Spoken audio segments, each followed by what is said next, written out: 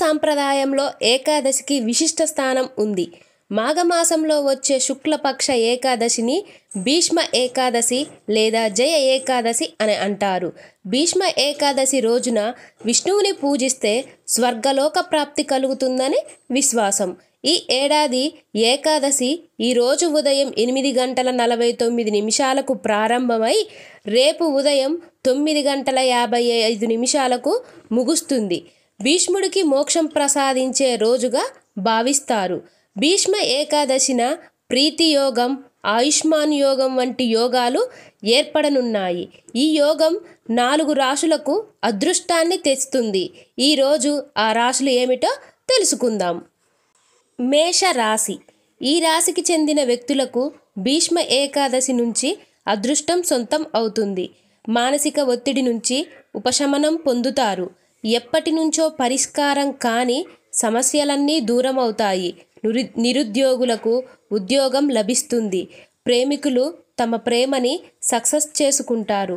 వైవాహిక జీవితంలో సుఖ సంతోషాలు లభిస్తాయి. ఆరోగ్యంగా ఉంటారు. తులా రాశి. ఈ రాశికి చెందిన వారికి సమాజంలో కీర్తి ప్రతిష్టలు పెరుగుతాయి. ఆధ్యాత్మిక యాత్రలు చేస్తారు. ఈ రాశికి చెందిన ఉద్యోగస్తులు, వ్యాపారస్తులు ఆర్థికంగా లాభాలను అందుకుంటారు.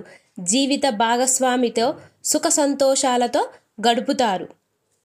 సింహ రాశి.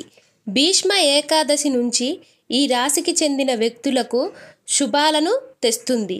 వ్యాపారస్తులు పెట్టుబడులతో లాభాలు పొందుతారు.